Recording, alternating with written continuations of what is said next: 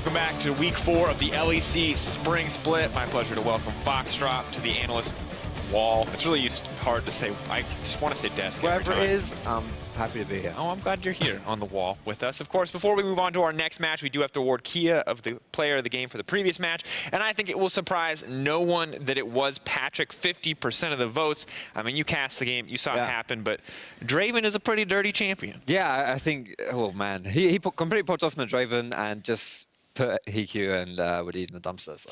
I mean, that's honestly what it came down to, right? If he wasn't that's afraid to flash over the wall to go toe-to-toe with the Silas, completely a fearless performance. Well, next up, we've got a clash between Fnatic and Excel Esports. Two teams looking to climb in the standings by starting off with a win this week. And interestingly, Foxtrot, both of these teams played Misfits last week, but we saw two very different drafts from both sides. Now, the one I want to bring up first, this one has received a lot of let's say critical feedback already from the community, but I'd like to hear your take on this Fnatic draft. Well, I mean, are you expecting me to not be critical? Because I'm afraid I have one thing to give you, and it's not that.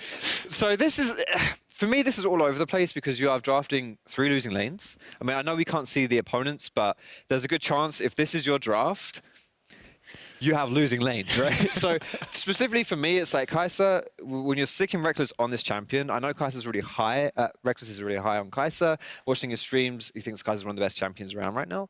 But the thing is, it's like, if you want to set this person up for success, you need to make sure that literally everywhere else on the map isn't playing from behind. And that's not really what Fnatic were able to do by picking these champions. And when we look at it too, I think one of the other picks that really stood out was Brox's choice for the Zac. And we have to remember that he is going up against Maxlor, an incredibly aggressive jungler, and he blind picks the Zac with the luxury of last pick as well. And other things were open as well, right? It's not like they completely pinched the jungle pool. I seem to remember, I believe the Sejuani was up when he picked Zac as well. I was a bit surprised. Like, Zac is not usually a champion that you see unless it's run into the Sejuani when you're like, okay, they've picked the best tank jungler, we'll take the mini tank jungler, right? The second best. They just really wanted to play Zac. They saw some kind of value in this pick, and for me, it just it fell completely flat. Especially when we look at the way it would impact the lanes. Kassadin's a champion that if you don't want to get rolled over by the LeBlanc, you need some help. You need some help until that level 9 point, else you're just going to get completely steamrolled, and if you didn't get the help, and we've seen what Kassadin can do when it does get ahead, but it did not get ahead this time. Now, on the opposite side, Excel's draft up against Misfits was incredibly interesting. I want to point this one out now. It felt like a much clearer game plan coming in from this Excel lineup. And this is the first time as well, if you take a look at the top lane there, the Urgot, it's the first time that they've started to expect on something that has a bit more agency, that's a bit more of that, like, listen, fellas, I'll carry you sort of thing. Before he was on, like, the Scion and the Rumbles. So he did really well on the Urgot. We saw the smite still, that was quite nice. But I don't think they drafted for that. But it was a beautiful play nonetheless. But you know, Kadril, this is a guy who's been criticized for his performances in the past, wasn't the best mid laner. Absolutely. Last year on HUK, that was a bit of a dumpster fire, if I'm being honest with you. And so now he's swapped over to XL, and I think the community's kind of like, okay, why are you picking this guy up when there are other free agent junglers around? And to be honest, I think he shut a lot of people up. And in this game as well, he was like 1-0-7. His Gragas was a huge catalyst for the success of XL. And yeah, a huge reason for why they won. Absolutely, and I think it's good that you bring up Kadril because this is a guy that we've seen kind of improve over time. Excel has been a lineup that's steadily growing, and I think Kadril has been the catalyst for a lot of that, especially in the upset against Misfits last week. And if we take a look at some of what he's kind of bringing to the table, I mean, you said it yourself. We were talking off screen earlier, but he's this guy who, in the first week, he got really aggressive, and then, oh no, he's getting too aggressive. But it has just been getting better and better each time he sets foot on stage. Yeah, he was, aggression is a good word to link with Kadril. Is not usually the word tempered before the word aggression.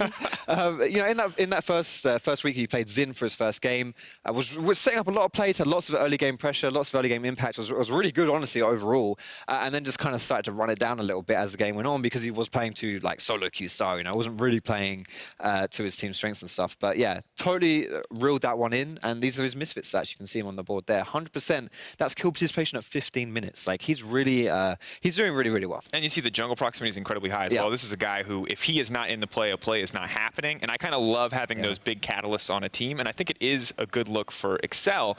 Now, on the opposite side, we have a bit of a tough story. Reigning champions Fnatic looking for a fresh start tonight after a catastrophic opening of the season. Remember, second place to, you know, fighting to stay out of 10th place. It's a very tough story right now for Fnatic. And this is an interesting spot because only 4 teams have made it to playoffs after going 1-5 or worse. That's Copenhagen Wolves in 2013 spring, Gambit in 2015 spring, Unicorns 11 in 2016 summer, and H2K in 2018 spring. So they are not down and out yet. There's a chance people have done it before, but it is definitely an uphill battle. And to me, at least from an outside perspective, it really does feel like Caps not being here has cost this lineup so much. I mean, you're losing arguably the best player in EU or the West. You know, obviously you're going to feel that as a roster. For me, Nemesis had huge shoes to fill, and he's not filled them. But then again, how? How would you fill Caps' shoes?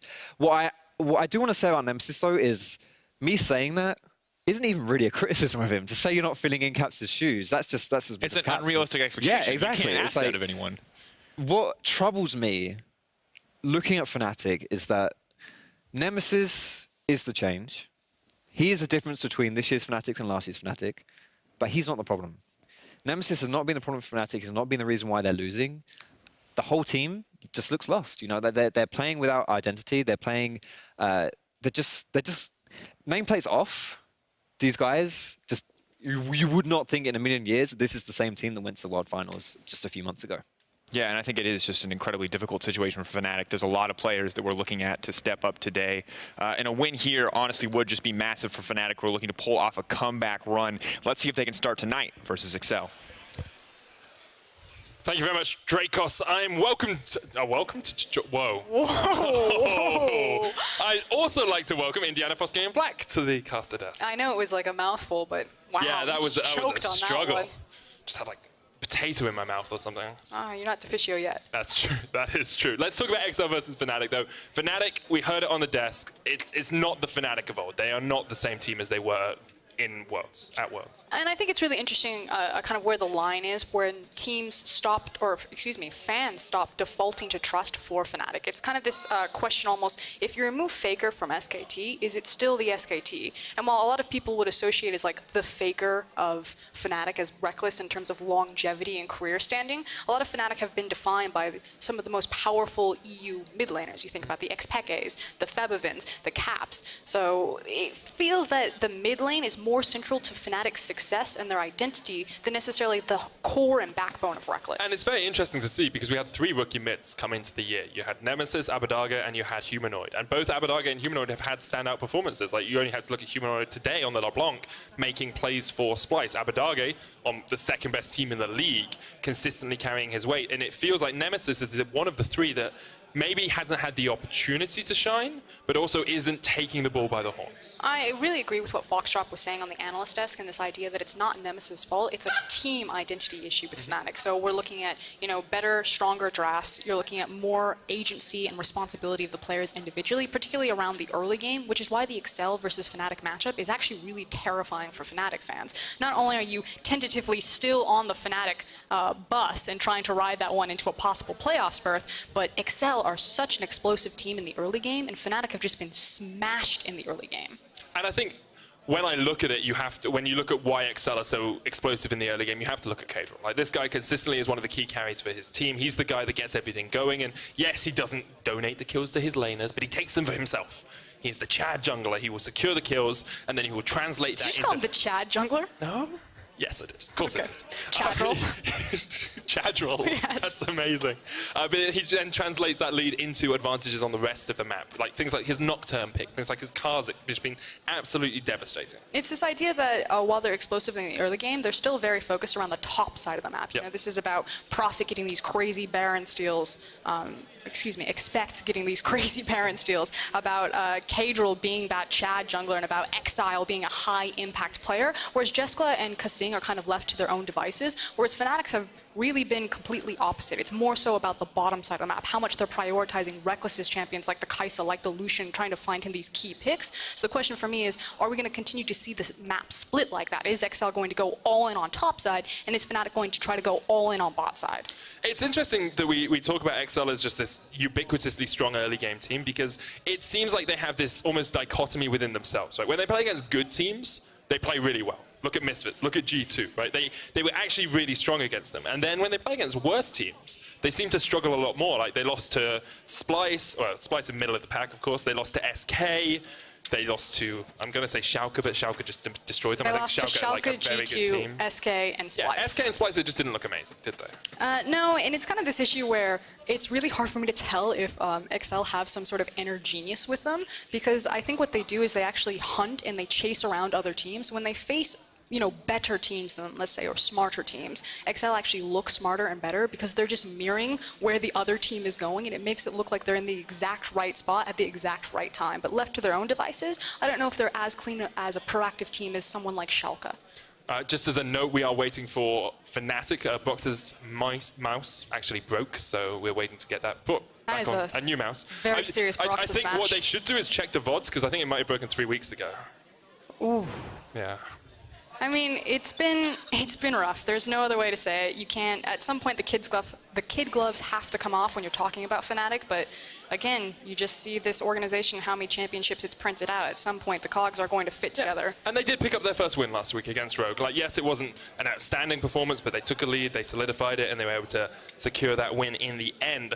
I think the question becomes, like, what were the errors for Fnatic last week? Because they then played Misfits, and a lot of people look at specifically the draft phase of that game and think, what were you doing?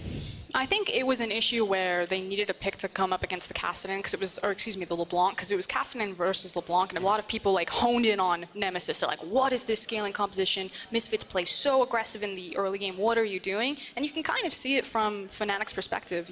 Cassidy to LeBlanc, he's able to chain or riff walk out a lot of those chains. You know that you're going to sack the lane phase, but your idea is that you just survive. And we saw what Schalke did. They survived Misfits early game, and then they just out-team fought and outscaled them. Unfortunately, level 16 never came around for Fnatic on that Cassidy, and I don't think they'll make that same mistake again. That is definitely the hope, especially since Exile is one of these all-or-nothing players. Like, if you give him a lead, he's going to capitalize on that lead pretty effectively. Other pick I do want to talk about, you talk a bit about picks and bans, is Sylas, Frosk. Because Sylas is 0-2 so far today. We've seen it with Comet in the top lane, we've seen it with Grasp in the top lane, both times have been on the red side, and neither time have we seen this huge, impactful champion that we all expected. When I saw Sylas be really impactful when I was kind of peeking in on streams, it was actually in the mid lane and usually into the LeBlanc matchup. What's cool about Sylas into LeBlanc as Bjergsen was playing it was the idea that anytime LeBlanc would go in aggressively for a trade using the distortion, Sylas would also just lunge in. So he would just match her W to W and he would just out-trade, because in tandem with Grasp and Revitalize, he was just able to heal back and have a big enough shield that it didn't matter. Yeah, that makes a lot of sense, because the Revitalize giving you all that extra healing off the Kingslayer, the lunge with the extra healing if you're below 40%, and the extra damage if your opponents are below 40%. A very strong ability. And my favorite ability, obviously, being from the LEC, Kingslayer is the best ability in the game. And the teams are obviously still valuing Sylas. He's 100% appearance rate so far, either ban or pick. So despite the fact that he's not working out in terms of execution, I don't think that means that Sylas is just a throwaway garbage champion. I think we've just yet to see him really unlocked. And with G2 and Vitality playing later today, there's still a big chance that someone like Caps, who has really been popping off on his stream with Sylas, can still really showcase this champion's talent and potential. I mean, we've all seen the Twitch highlight clip where he steals the Scion ultimate and then runs all the way underneath the second tower. Like, it's actually disgusting. Someone that has played it in supporting role is Kasing, of course, has been known for his unique picks. You look at things like the Zillion that he played a lot last year and still continues to play this year. Maybe we'll see XL put it down towards the bottom lane, but you wonder, it's a bit like when we used to see Galio support when he was still strong. You didn't really want to play it in support, right? It's so powerful on the rest of the map. Why are you taking it into a supporting role? It's just one of those things where if you have the potential to quadriflex a pick, it makes it that much more powerful early on in the draft phase. I think that's another kind of trap that teams have fallen down, is when they try to last pick the Sylas into certain things, as opposed to using its versatility in draft as a powerful flex pick. Well, we are still waiting just on Fnatic to finalize. I assume it's mouse settings for Broxer. Have to give him the time to, make sure everything is in the right position. But if I were to say to you, Frosk, you can pick a perfect draft here for Fnatic. You're on red side, you're on blue side, so you have a few options. Where are you going? What is your priority in this draft phase? I want hard CC and engage potential on Nemesis, so something like Lissandra I think would work really well. I'm actually very surprised that Lissandra is slipping through so many ban phases. And then I want a kill-oriented early jungler on Broxah. I actually don't want Fnatic to just put all of their eggs into the Reckless basket and then try to scale through lane. I want Nemesis and Broxah to pick up a lot of agency, especially against K-Drill and Exile. Just for a note, Brox's equipment is fixed. He has a new mouse on the stage. He's just completing those settings, as we assume. So hopefully in just a very short period of time we're into the picks and bans. So we want the hard engage for Fnatic. XL, we've seen Cadril play very well in the early game with the skirmish-heavy junglers. Is that their priority? Are they looking just to get Cadril a good counter-jungle matchup? I think they're always going to try to curate the jungle matchup in favor of Cadril. He seems to be the X factor for XL. But I do think that you can rely on people like Exile and Expect to really push this team over the top. They've shown that they can be quite clutch players when the moment calls for them. So it's just about how consistently can they find these clutch moments for them to continue to climb up the standings. And how often do you want to find clutch moments? I think that's a big question, right? Because as an underdog, you sometimes need a clutch moment to win against a bigger team. But eventually, you want your clutch moments to be your 60% moments. Your bread and butter. They should be your bread and butter, right? That's what we see Schalke do, right? Bread and butter, they will just beat their opponents by having stronger macro play and stronger early game. I mean, unfortunately, I don't think XL have the luxury of the stacked rosters that Schalke and G2 have, but there's still a lot to prove. You know, we don't really know what to expect from Jeskla and Kasing's high ceiling in this 2v2 bot.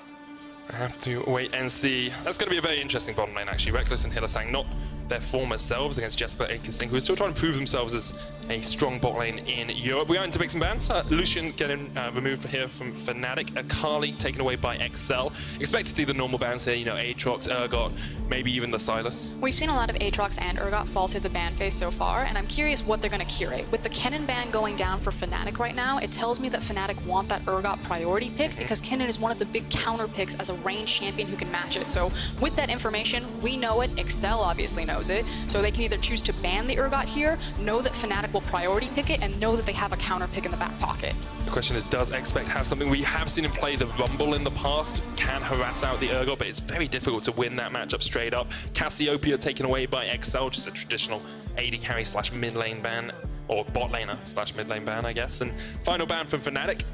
Don't expect it to be the Urgot, it's going to be the Alistar taken away from Kasing. That also means that there's less priority on Kai'Sa. She's usually used in tandem with the Alistar, so again, it still feels like they're trying to curate this moment for an Urgot pick. Unless Fnatic have a different plan, that's what I'm seeing. Yeah, there's the Urgot straight away for great predictions there for us. And I was very interested to see the Vayne ban finally here. I think it means XL go towards the Kai'Sa because Vayne, known to get a free lane into the Kai'Sa, means he can scale up. They'll take the Silas and the Kai'Sa straight away. And that should be a really easy answer for Reckless to say, it's fine, I still got the Ezreal and the Varus available to me, so there's no huge rush or priority on what goes into that bottom lane, but I'm curious what they'll pair with Kai'Sa to make that a stronger lane. The unfortunate thing about Kai'Sa is she can get bullied around in that 2v2, pending on what Hilly and Reckless want to curate here.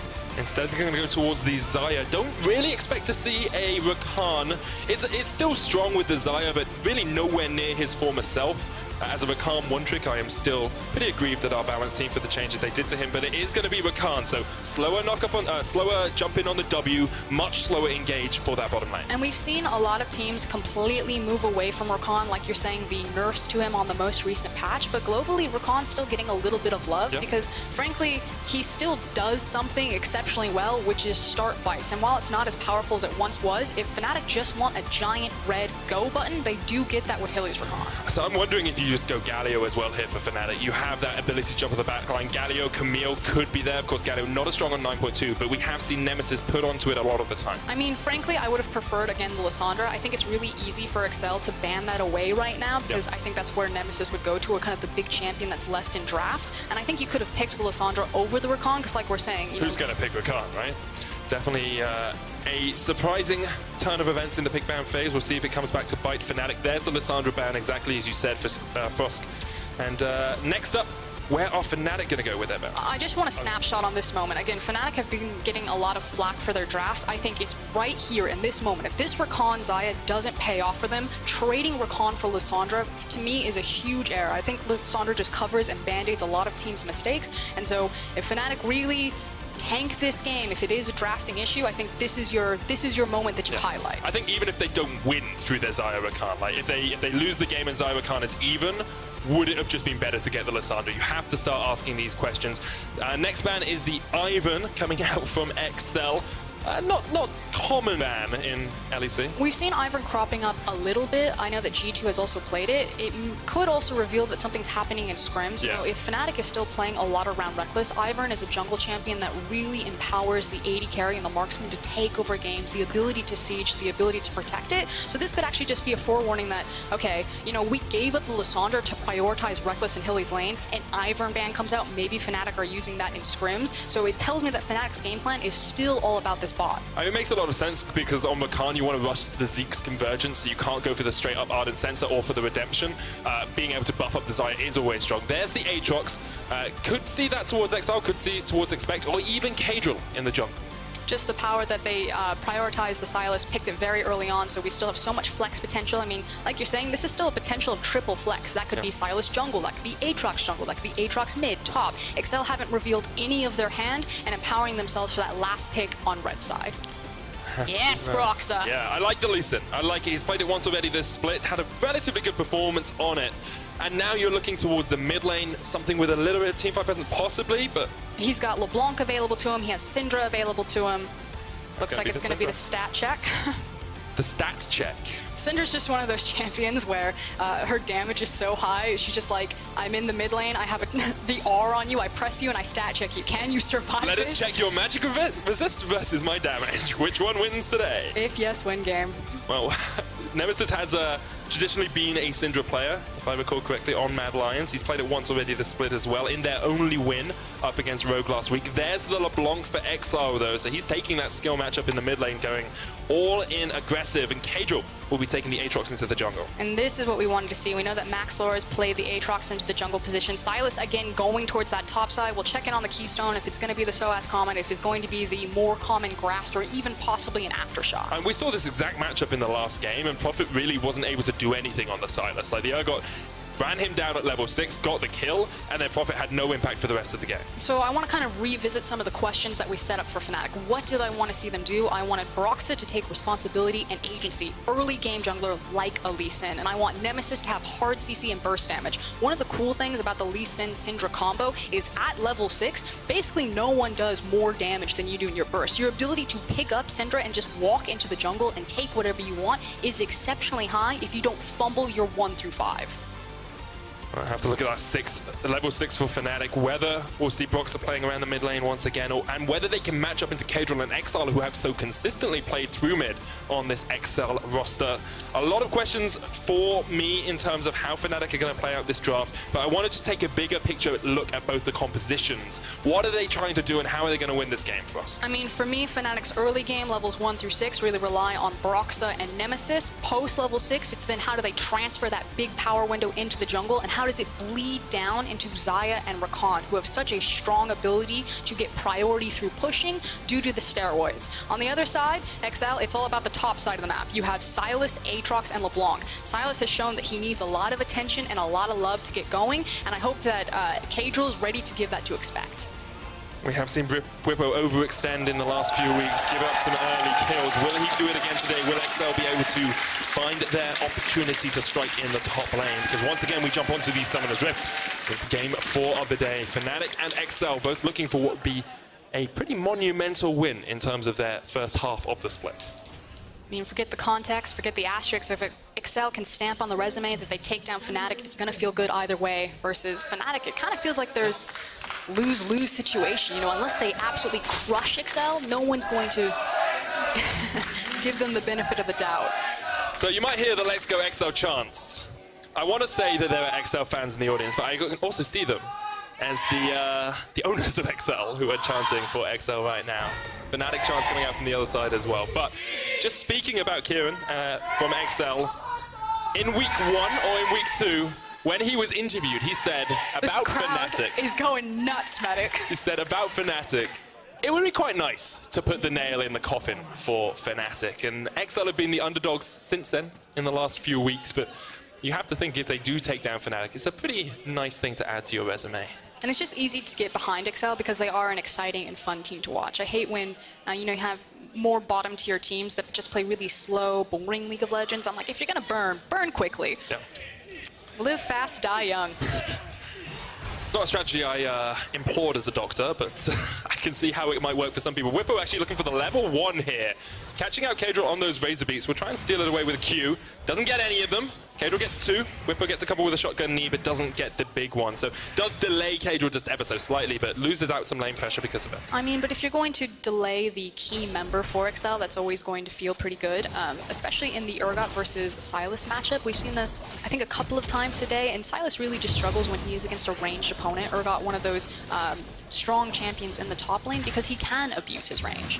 Expect trading in there, but you can see like shotgun knee is always going to keep Expect relatively chunked out. Has gone for the Grasp of the Undying keystone on the Sylas, so what we expect. We talked about whether Aftershock could have been an option, but getting the extra healing off the Grasp makes a lot of sense. Yeah, this is the fairly standard one. Now, Sylas really can't take over and push unless he can get his passive going for him. He can have pretty significant wave control, however. I'm curious if he's ever going to have push priority on the Urgot, or if Whippo is going to keep him whittled down and poked away that he doesn't just get to freely use his passive on the wave.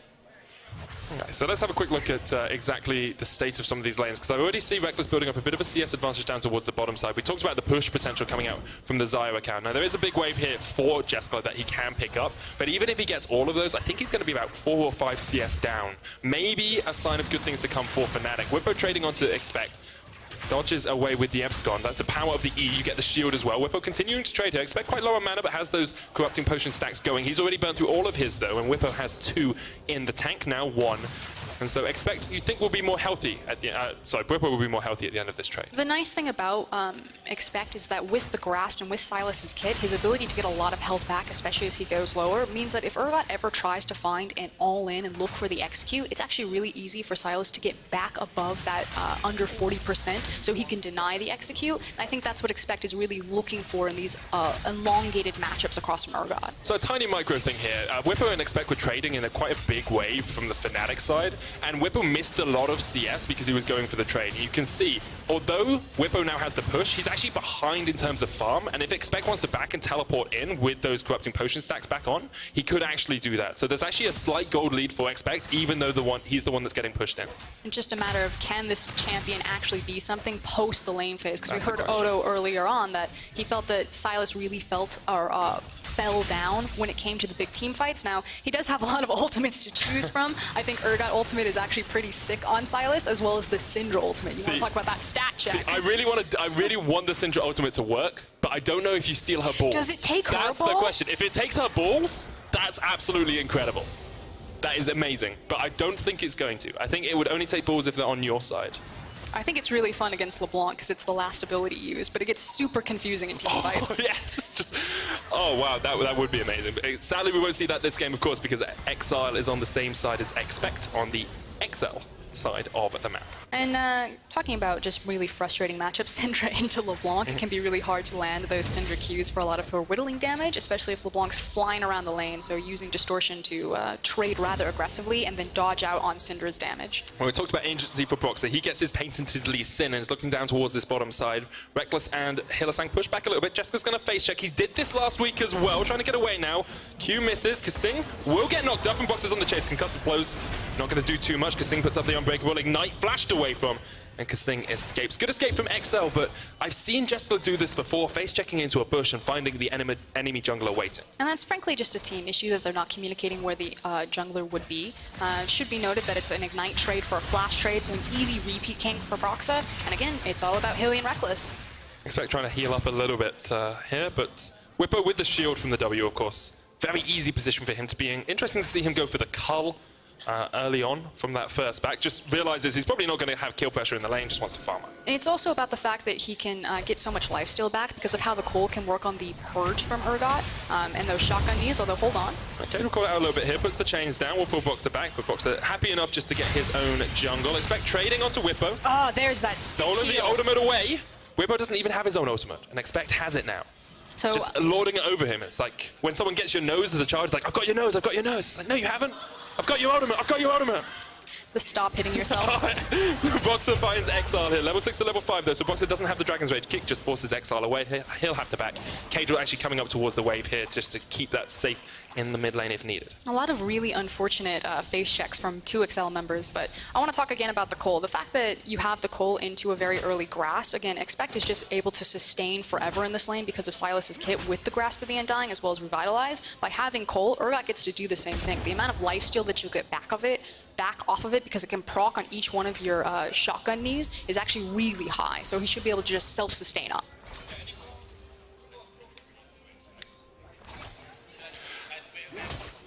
Still pretty even between these two teams. A big CS lead for Expect in that top lane, about 10 farm or so. He's gone back. He's going for the Sapphire Crystal, and the Cloth Armor. So options are Iceborne Gauntlet. You're going Glacial Shroud, right? So you can go Iceborne Gauntlet or Frozen Heart. Don't really see Frozen Heart at all anymore. Could go for the Zeke's Convergence, but I sincerely doubt it. So I think he's going for Iceborne Gauntlet. Probably a safe bet. Yeah. Usually we see more just straight AP from Silas's though. Like I've seen Ludens, I've seen Morellos, I've seen Protobelts. I mean, again, when I've seen Sylas be really effective, it's when they went full tank Sylas. Okay. And they just used their overstacked utility in their kit. But hold on, we have a bit of a roam. XL coming down towards the bottom side. He pushes out mid, can just roam down here. He's about 10 farm down, but it's not the end of the world for him in that middle lane. Very even early game here. And we lauded so much about how these junglers are strong in the early game, how they want to do a huge amount, but we haven't really seen that yet. Boxer's still only level 5 though. And that's the big thing, you know, coming on to 8 minutes in the game to not have access to that level 6, I'm certain that once he finishes this red camp, that'll have it available to him. And that's the big power window for Fnatic in this early game. Again, having access to the Dragon Rage kick and the Syndra ultimate. It's now, what does Broxah do with Nemesis to start moving into XL's jungle and taking whatever they want? I really want them to challenge this blue buff. It looks to be what they're doing. I think XL might realize it's happening because Jesla and Kasing just came across to place a ward down. Broxah seems really indecisive here. I'm imagining that something's happening in the comms, and maybe they're trying to track the vision, but with Hilly and Reckless having full push priority down here, with the blue buff spawn from XL, and then having 2 ultimates, and now seeing Cadril top, they need to take this. Whipper pulled back, has the flash, jumped in with the abscond, Expect not going to flash the wall. Didn't want to go all in on that play. Whipper will clear out this ward. Boxer actually coming up, and this, you lose pressure on the blue buff, right? Because Boxer's had to come up here to try and defend. And it's not just the blue buff, it's also access to the Infernal. It's still relatively early on in the game, only 9 minutes, so Fnatic are probably saying, we'll trade over the blue buff once Nemesis has this. You know, we're already winning bot lane. It's just something for us to pick up later on, but it still seems not as crisp or as clean in terms of the decisive decision-making around the map. And something I want to highlight just from XL in general is that their laning phase has probably been the weakest phase of their game. Right? On average, they are behind in CSD, so creep score differential at the 15-minute mark. And we're seeing a little bit of that here as XL is behind and Jessica's behind as well. But we're not going to be able to talk about that too much more as Cadril went in, got Dragon Rage kicked away. And I want to see how XL keep the gold even in this mid game and then make fights happen. Innocent going in with the invade. Lots of damage going out from Nemesis. That's first blood. Charm lands onto XL as well. He's trying to jump away, uses the flash. Kasing lands a good Winter's Bite from the side, but just a little bit overextension from XL. And Fnatic just need to recognize that they already won. They don't need to chase and trade back here. And now that you have priority, complete control of the river, what do you want to get in exchange? Is it just the first blood kill gold, which thankfully went into Syndra's pocket? So devastating of a champion to have that, because if she's ever ahead and has 100-0 kill pressure on you, that's just the exact pocket that she wants to sit in. And that must be pretty heartening for the Fnatic players. So while Fnatic are able to turn this around quite effectively, this is still some of the growing pains that you're seeing from this iteration of Fnatic. There's nowhere else for Cadril to be. You know that his jungle camp's up, and you haven't rotated quick enough. And so the fact that Broxah actually gets chunked out very early on and isn't aware where Aatrox is, he should have been tracking that. Now, it is a good collapse from Hilly and Reckless to turn it back around. Again, this is the power of the Syndra, the Lee Sin, having the priority in the bot lane that they're able to clean it up. But that could have been really bad, and Broxah just didn't seem to be on the exact same page with Fnatic. There's still growing pains and gaps here. And the question is, can they survive through those growing pains? Can they take wins against sort of the lower tier teams while they are still trying to develop? And then when they get to playoffs, maybe they'll be a much more fully rounded, a much more fully fledged team as a whole. You have a 20 CS lead in the bottom lane. You have a 10-15 in the mid as well. That top lane differential has evened out. as Whippo has been able to find just a little bit more CS for himself. And now Fnatic are going to start up the Infernal Drake. They have the push in that bottom lane. They've got total vision control of the river. It should be an easy enough secure. And the big thing is that Syndra's ultimate just came back up. It was on cooldown, it just has now ticked, and now that they have that big power, they're going to go for it. Teleport coming out here from XL. You can't cancel that anymore, and Fnatic can just jump across the wall. That's an easy enough escape. Reckless had to use a flash, but then Broxah followed up with a W, and Hylissang went in with his battle dance. And the huge thing is the fact that Sylas used the teleport down here while there's a massive wave that's pushing onto his tower. So Whippo feeling pretty good about that one and denying Expect a lot. Yeah, definitely very happy to do that. After Expect had pinned him back in the early game, he's now pretty even. And Expect actually going towards the Ninja Tabi, so much more that tank Sylas build that we may have expected. Expect getting back in time for the cannons, actually. Oh! Yeah, that's not fun. Yeah. Missed the cannon. Didn't get the cannon, and he also lost a plate, so Whippo starting to snowball ahead here. All right, let's just have a quick look at the gold in that top lane, because before it was about even, Whippo is now 500 gold ahead or so, which is a very strong position for him to be in, and not one you'd really expect considering he hasn't got Kleptomancy. He's about even in terms of CS, but it just shows how much turret plating can do for you. And Whippo's stats really haven't shown a lot of strength that we expect of him. Let's hold on. Speaking of Expect. Yeah, Whippo pops the Ghost. Expect looking for the chase potential here. Steals away the ultimate. XL gets jumped on in the mid lane by Broxah. Great Sonic Wave from him. Lands straight onto XL. That's an easy enough kill. Good stuff from Fnatic. And Whippo actually managed to escape in the top lane as well. Every pro player, how do you beat LeBlanc? Just CC her. Yeah. Walks into the CC and then pops like a balloon. And have Syndra. Press your R on the enemy person, and they will die. Now, a little bit of damage going down onto Reckless and Jessica in the bottom lane, but really just trading here. Fnatic don't need kills anymore. They just want to get these towers down, and then they can open up the map. And they have the opportunity, but there's no onus on Fnatic to really push this early game ahead and open themselves up to mistakes, because they still have so much scaling potential, and their composition really still thrives in these grouped up fights. So we take another look at this. Unfortunate timing on the distortion end, eats the scatter of the weak, gets stunned up, and then it's just a very easy setup for Broxah to find the Sonic Wave, and then the execute. And good stuff from Nemesis to clear out the wave there as well. Hits the orb onto it and then chucks out the scatter of the weak. Clears the wave means that Broxah, as you say, can just hit that Q. But like, I think if you're a Fnatic fan right now, you should be pretty happy. This is looking much more like the Fnatic role, not Camp's Fnatic. You don't have this explosive mid laner absolutely destroying everyone. But you are ahead by about 2,000 gold at the 13-minute mark, coming up towards that sort of mid-game where you see Xayah start to come online after she gets 1-2 items. You see Lee Sin having an impact in the early game as well, and it's a very positive moment for Fnatic. And now Fnatic should be trying to break open these turret platings because it's Ocean Drake that's spawning next. The Rift Herald is much higher priority, so you see Whippo rotating down into the bot side. They should throw everything in the kitchen sink, force this tower, maybe get a couple of kills, and start rotating their numbers advantage back to top side for Herald. Oh, Cadril caught out here by Nemesis. Sonic Wave doesn't quite connect. Cadril pops the World Ender. XL on the flank. Can they do something about this? XL decide they don't want to take the fight yet. Expect not there. And this is Fnatic recognizing that they have the numbers advantage since they pulled the trigger early on rotating Whippo. Sylas doesn't have access to teleport. They know that he's topside, so that's what's giving them the confidence to just roll over XL's bot lane. And once again, that early Sylas pick not really paying dividends for XL. Oda1, they said after the 15-minute mark, he isn't really a champion anymore, where we're about to crest that point, and XL will definitely want him to be a bit of a champion for the rest of the game. He's gone towards the Sheen. Expect that to be the Iceborne Gauntlet. Could, of course, be a Triforce. Or a Lichbane if he really wants to, but I've just given you all the different build paths, and I think we all know which one he's going to go. We'll just buckle up, Medic, and we'll see where he takes us. Just enjoy the ride with Expect. You just got to believe. Cadril steals away the blue buff. Quickness came in from Hylissang, but the flash was used from Cadril, so he did escape for the moment, but you have to think that Fnatic now rotating their bot lane up towards this top side just continues to keep that pressure down. Yes, there aren't plates for them to take. There are still towers on the map. There's still free gold standing there for them.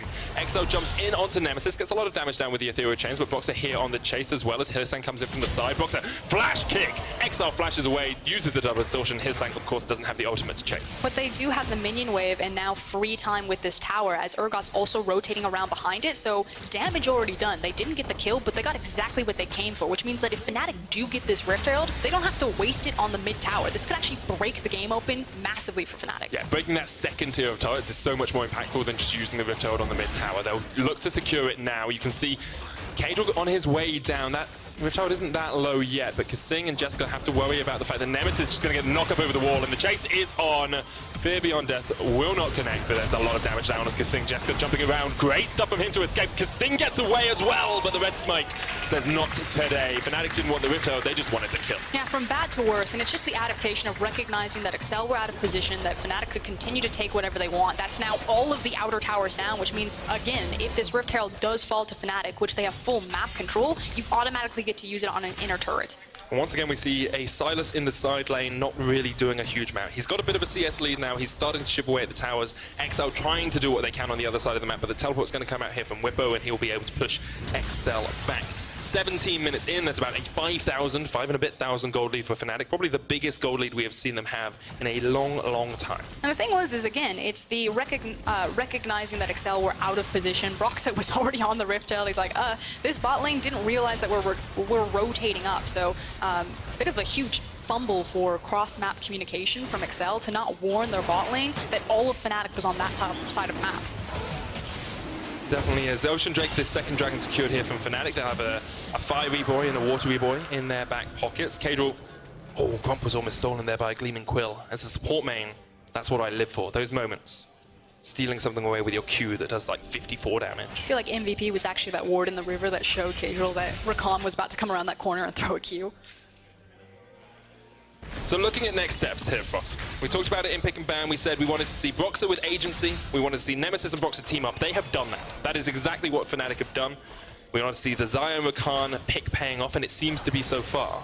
But where do Fnatic go from here? You've already broken that first tier of towers. What's next? Now you pick up Reckless as kind of like your big cannon, and between the Rakan and the Lee Sin and the Syndra, you move around with your Xayah because it's really hard to jump in and try to find any sort of assassination potential on Reckless. Jumping into a Scatter the Weak, if anyone gets too close, if Broxah doesn't want to use Dragon Rage Kick aggressively, he can just use it defensively, kick them out from Reckless, and you just have this Xayah walk through people. Interesting that they gave that to Hilly. They tend to do this, if I recall correctly. I remember seeing them do it quite a lot in summer of last year, just wanting him to be the one to keep it on himself, because the Lee Sin, of course, has the ward, so he needs to jump around. It's not just the Lee Sin ward jump, it's also nice because it gives you the empowered recall, and it's cool on the support because then you can constantly be refreshing your vision. And also, if you have a Xayah, you get double quick recall. Dun, dun, dun, dun. Broken. Just they breaking the game time and time again. Now, I do want to have a look at XL, because this early game has been a bit of a struggle for them, and we talk about it so often as Cadril is the key man for this team, and usually he's having an incredible amount of effects. He's almost at 3 kills and assists at the 15-minute mark, is involved in every single kill his team has a gold lead for the team as well, even when XL actually tend to be behind at the 15-minute mark. But this game, he just doesn't seem to have had the agency, doesn't seem to have had the impact that usually we'd see from him. I mean, where is he supposed to attack in his lanes? It's Xayah Rakan versus Kai'Sa Braum. That's always going to be dangerous unless you know exactly where Broxah is. His mid laner died early on because she distortioned into a Scout of the Week, so mid lane becomes incredibly hard to punish. A little bit of a punish on the top side. I expect that she stole the Syndra ultimate. Put some balls down, Nemesis. I want to see the interaction. Just so he can walk up and press R? Yeah, I just want to see it. I don't really care if Expect gets a kill. I don't care if they waste the ultimate. I just want to see how the interaction works. I feel like that's always going to be the case with Sylas. I feel like every time I see him, I clench because I'm like, oh, spaghetti code, please. What's going to happen? Oh, could you realm warp into someone else's realm warp? I don't know. That would be so cool. Oh, League of Legends, guys. It's a thing. Okay, so Fnatic now pushing in the bottom lane.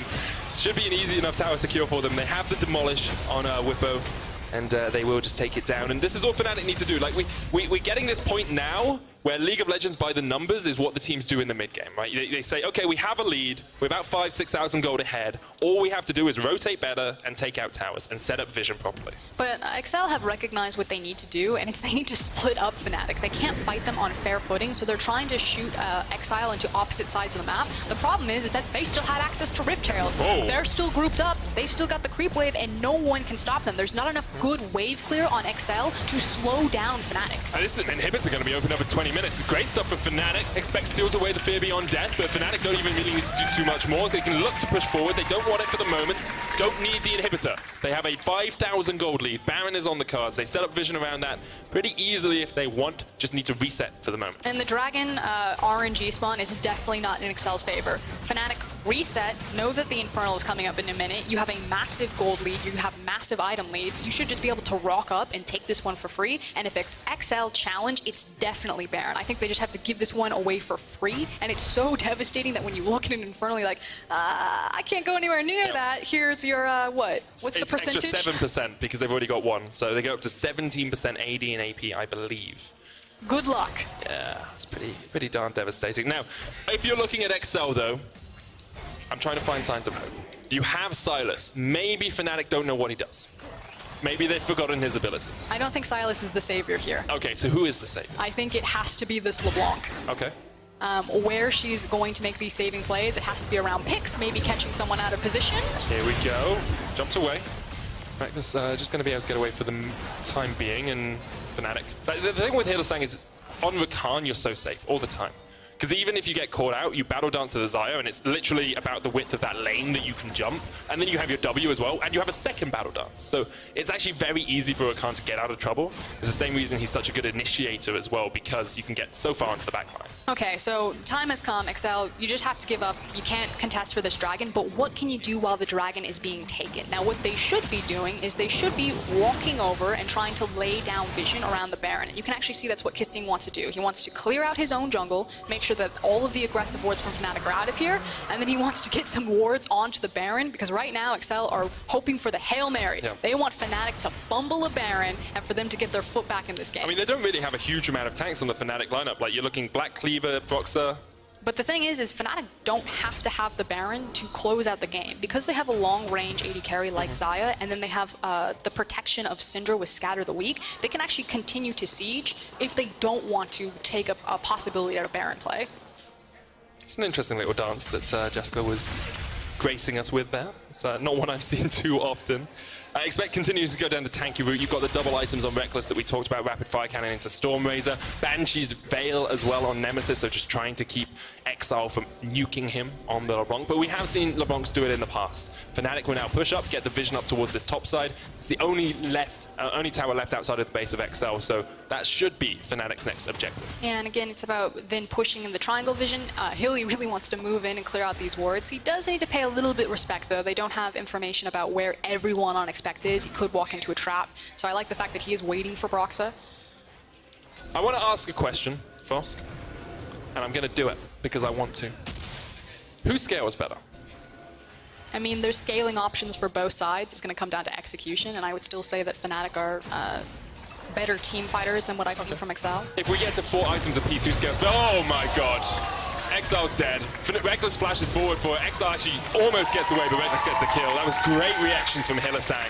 Expect actually stole the quickness as well and just used it to run away, so that's his ultimate down. And Fnatic's execution definitely coming out on top here. Fear Beyond Death used by Whippo, but couldn't quite find the connection. I mean, scaling doesn't matter at this point in the game when there's a massive gold lead closing on 10k in favor of Fnatic. So, I mean, if the LeBlanc jumps in on Reckless and just gets absolutely blasted by the Xayah Rakan duo, you don't have a lot of hope left. It felt a lot more like seeing Hylissang of old. The reactions were absolutely on point now. XL, last week you stole a Baron against Misfits. Can you do it again? It's on Expect, hasn't got the answer with Spellbook this time. Kadril can get into the pit, of course, dashing across the wall. 3,000 HP left on the Baron, 2,000 now. Fnatic waiting to secure it. They have the Lee Sin Sonic Wave kick. Yeah, Broxa just needs to go over this wall, kick him away, and then smite. Kadril kicked away, he smites it. That's how you do it, Broxa. Frosk, have you got a monitor 5 seconds ahead or something? Because you predicted that perfect. To be fair, there actually is one, but I never look at it. It's not 5 seconds ahead anymore. It's only 5 seconds ahead at the start of the game. Perfect. Yep. I thought you were taking the pics. No, I was trying to compliment you. Oh, thanks. I like your hair today, Medic. Thanks, Frosk. I like your casting partner. Let's have a look at the replay. Surprise, Hilly's on a control ward. You didn't see him. I like this bait. Yeah. You know, Reckless is like, I love eating up creeps. I love looking delicious. I'm high in fiber. Come get me, Exile. And just a poultry matter to clean it up there from Reckless. And then Fnatic started the Baron, of course. Now, they can go for the 1-4 split. You see that so often with an Urgot. They can also just barrel it down as 5 players. You know, they don't actually need to split this up too much. But I think going and splitting 2 lanes makes a little bit more sense against XL. And again, the sieging potential of Fnatic's composition is really strong. This has been just such a crisp and clean game from Fnatic. Again, I feel like they fumbled maybe a little bit some of their early game, not being as proactive as I would have liked them to do, but otherwise a much better look from Fnatic this time around. Already opened up that inhibitor tower in the bottom lane. Whippo on the front line. Takes up a little bit of damage, but he's just going to purge and get that shield up. There's the inhibitor down. XL. Oh, I thought he was going to fall there. Nemesis does have the ultimate, still holding on to it. Expector stolen away the Dragon's Rage kick as well. Second inhibitor the target for Fnatic, and XL really can't do too much about this. They'll give it up. The ghosts of their base just screaming in agony around them. Clean fundamentals. It's crossing your T's, dotting your I's. Fnatic now rotating to the last outer standing tower. Do you know what the dot on an I is called? No. It's a tittle. It's a funny word. It's a funny word. It is the word for the dot on I, though. And that's what Fnatic are doing, as you say. Just rotate up towards top, still have Baron for a minute and a half. Exile trying to do something about their wave, but it's so hard to clear away when it's Baroned up. And it's just really high risk, really low reward for XL to take any sort of team fight here. They just want to clear the wave safely and try to survive to fight another day, but if they take a single bad fight, the game is over. So they're just going to siege, try to stall out the Baron, and Fnatic can just push forward. I think a really good sign for Fnatic is how patient they were with that play. They had a cannon wave coming in, but they didn't want to go for it. Kato, though, trying to get onto the backline. World Ender comes out as well. And that's a lot of damage on towards the Aatrox. Vibion's Death doesn't connect, but XL went for the engage to get nothing out of it. Fnatic still basically full HP. Whippo just tanking up the chains. That's the third inhibitor tower down. Super Minions pushing in the side lanes as well, and Fnatic are looking for their second win of the split. This has been a tumultuous LEC spring split for them, but now much cleaner, much stronger. Fnatic seem to be back in action and coming back fighting against XL. And this question is this dominant victory over XL enough for Fnatic fans to get excited about this team, enough for us to forgive them of their previous sins in earlier weeks, because they looked pretty hot today. They definitely did. Rosa gets the kick away. He's just trying to get the final fights off. The Nexus goes down. Fnatic with their second win as they fell XL here in week 4. And I'm not excited yet, Bosk, but I'm definitely less worried than I was at the start of the game. Just get the wins on the board at this point. It wasn't the win in the same way that we've seen G2 Misfits just absolutely take over early game. Schalke, they're commanding victories through their team fighting, but it got them on the board, it's climbing up the standings, and all we want from Fnatic right now is life. And it was almost a perfect game. Only 2 towers in it before they, if they hadn't lost the 2 towers, they would have had a perfect game. Unkilled throughout the course of that match, and I just think if you're Fnatic, you look at it and you think, okay, they got a lead, and then they did what teams should do with a lead, and that's encouraging, especially coming into tomorrow as well. Still interesting that of the drafts that they're doing it with, the priority on the Zyra Rakan when pretty much every other LEC team has kind of moved away from it, giving away a Lissandra in second phase ban when they could have prioritized it early on, knowing that Nemesis had the Syndra available to him. I like the fact that they gave him the Syndra Lee Sin combo, so it's just curious as Fnatic start to climb up the standings more, start facing these top teams as we rotate over into second round robin, if these draft tendencies are going to punish them against players who are just as good as them. Because right now, they're just punching down on XL. Yeah, I agree with that. I think XL have shown us that they can be a very strong team, but when they fall behind, they kind of lose the agency to play incredibly well. They just don't seem to be a team that can be in a losing position and find a play to get themselves back into the matchup, right? So Fnatic, of course, play up against G2 tomorrow, and if they do anything but lose there, I think that is an incredible performance from them and will bolster their fans no end. That's when I get excited. If Fnatic put up a good performance against G2 tomorrow, that's when I'm intrigued by this team again. And you also have to think, if you're Fnatic and you're preparing for your week, who are you going to put more preparation into? Is it going to be for XL or is it going to be for... I mean, honestly, if I was Fnatic coming into this week, I would have prepped 5 days out of 6 for XL. Really? Because you sign off that the other one's a loss? I'm going to lose to G2. G2 are just too strong for us at the moment. I want to make sure I win. I want to make sure I go 1-on-1. I prep for XL. I understand what you're saying, but I just feel like I'm trying to hold on to the hope that maybe a composition like this was Fnatic kind of hiding their cards and they can play that early game style that the top teams have kind of dominated the LEC with, because until I see that, I'm not ready to fully buy into the Fnatic hype train again. I do not blame you at all, Fosco. And we're going to have a look at some of the highlights from Fnatic's mid laner in that game. Nemesis actually had a very strong performance, teaming up with Broxer really well, especially around this level 6, level 8 mark. They just knew exactly what their responsibility was. Again, I think Broxer got caught out a little bit. It felt like they lost track of where Cadril was. was, but it didn't matter because they collapsed and they fixed the mistake. Nemesis getting a good catch on Exile here as he went for the distortion in, and then just a clean setup, like you said, clearing away the minions for Broxah to find that Q. And I think we have to give a little bit of credit to Youngbuck and their drafting staff as well, because we said, is the Xayah Rakan worth giving the Lissandra up? They worked well with the Syndra. Maybe the Xayah Rakan, it wasn't so impactful that it won them the game, but having that push pressure in bot definitely impacted the way that Fnatic could play. Yeah, and as long as they know what their game plan is and then they execute on it, I can't ask for much more from a team. Well, if you think someone did better than Vedius on Nocturne in the mid lane, okay, so I mean that's someone played the game. Someone didn't die like 10 times. What is our script writer just hard flaming Vedius? Okay. Hit us up at Esports on Twitter with your key player of the game. We've narrowed it down to Broxah, Nemesis, and Reckless. It's going to be exciting to decide who the player of the game is, because I think you could give it to Broxah or Nemesis. I think it's one of the two. I mean, it felt like everything was really about Reckless eventually, just kind of like picking him up. But I do agree that Nemesis and Broxah were kind of like the key players to make sure that that snowball started going. Exactly. If you have a game where you only get like 5 kills and 3 of them come through Nemesis and Broxah. But after the break, Broxah and Whipper will actually join us for picks and bans in our match of the week. It's G2 up against Vitality. It's going to be a very good one. But to learn more about Fnatic's wing, let's get to some thoughts with their support.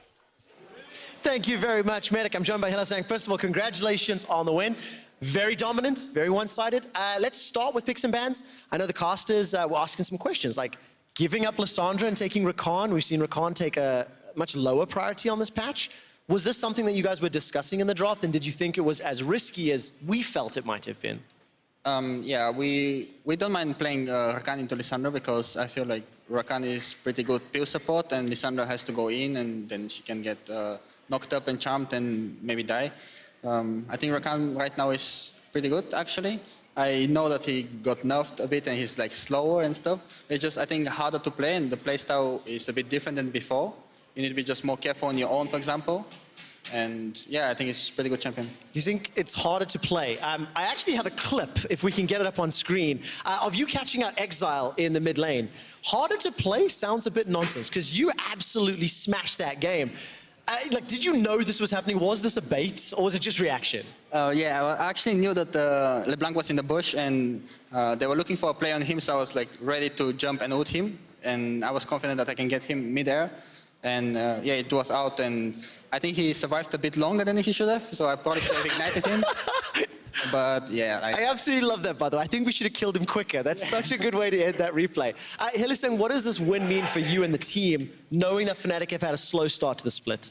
Yeah, this win is pretty important. Like at this point, every win is like really important, and we should start picking some wins. And I think Rakan would be a good weapon, because now people will probably start banning it, because I feel like very confident on just picking Rakan, and if enemy can answer with it and beat me, then yeah, go ahead. Yeah, especially if you play like you did today. I have one last question. G2 Esports are setting up behind you. They're taking on Vitality. Who's going to win the match and why? G2, because Caps is a smurf. Well, there we go. You've heard it from Hylissang. Congratulations on the win. I'm going to hit an ad break, and when we come back, G2 take on Vitality. Thank you so much.